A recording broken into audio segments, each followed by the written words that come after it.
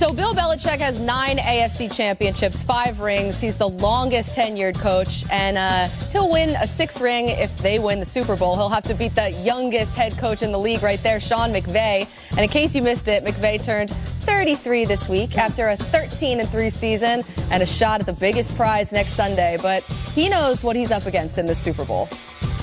Coach Belichick, he certainly has had a lot of success on defense, but he's been instrumental in offense, special teams. So, his success speaks for itself. And like I've said before, I'm a fan of coaching.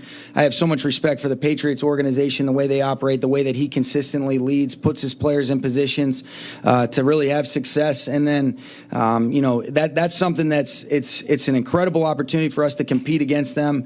Our players have earned the right to be able to play in this game. Our coaches have done a great job, and really it's about the Rams versus the Patriots, doing an excellent job with that. But to get a chance to go against a team and an organization like this is something that we're excited about, but you have a lot of respect for them. So it is the Rams and the Patriots. Belichick's twice McVay's age. You guys are going to hear a lot about that the next week coming up if you haven't already. Of course, he's coached more, playoff games, 41 that McVay has actually coached regular games, 35. But Mike Robb, I know, isn't it crazy? What do you actually expect from these two head coaches? Yeah, I expect greatness. I expect nothing different than what I've seen during the regular season. Sean McVay's offense has been revolutionary to a degree. I mean, it's evolved. It's produced explosive passes. It's the play action game, all of those types of games. Bill Belichick is his in-game adjustments, not just adjusting from quarter to quarter or half to half, but series to series, oftentimes play to play. Totally different schemes. They test your acumen and test your football IQ literally on every single play. So to me, the game is going to come down to whether Sean McVay can stay up to those adjusting. One particular offensive series, they're going to come out in 3 down, base defense, guy over the top of the nose. Next particular play, they can come, same base defense, but 4 down. Or then the next play after that, maybe 3-4 people with 4 down spacing. It's just so many things that Bill Belichick prepares his team to be able to operate on them, and I think it's phenomenal. Your Honor, may I say, may I have a word? May I approach the bench? We talked about this in the room this morning because we didn't know what each other were talking about. He's like, man, those are my notes. So we hear all the time covering the Patriots in the Super Bowl, we're going to get an unscouted look. And then afterward, hey, on the first series, they were doing some stuff, and we had to, particularly defensively. And so I went back and talked to a couple of teams that had played against the Patriots in the Super Bowl. Let's start with Super Bowl 42 with the Giants. I talked to our colleague, Sean O'Hara. He said the first play of the game, they come out in a 4-3. They had run a 3-4 the entire season. Then the next play, 3-4, just to see if we would, as he said, soil our totally different blocking assignments for the offense. Super Bowl different. 46. Your sights are different, everything. Super Bowl 46, that's the second half. The first half, they played a 4-3 for the entire half. They switched schemes. Then you go to last year, the first drive of the game, 4-3. The next play, they come out in an odd front. They got the center covered up. They do this early on, and O'Hara said, we're coming back to the sideline, and hey, what did you see? What did you see? And we're talking so much about that you might be missing something else that you're doing. So when he's got 2 weeks to prepare, Kevin Booth was another guy who played for the Giants who told me it's crazy to switch a scheme from week to week, let alone to do it for one half and then for the other half. When you have 2 weeks to prepare, this is the kind of stuff that you cook up just to see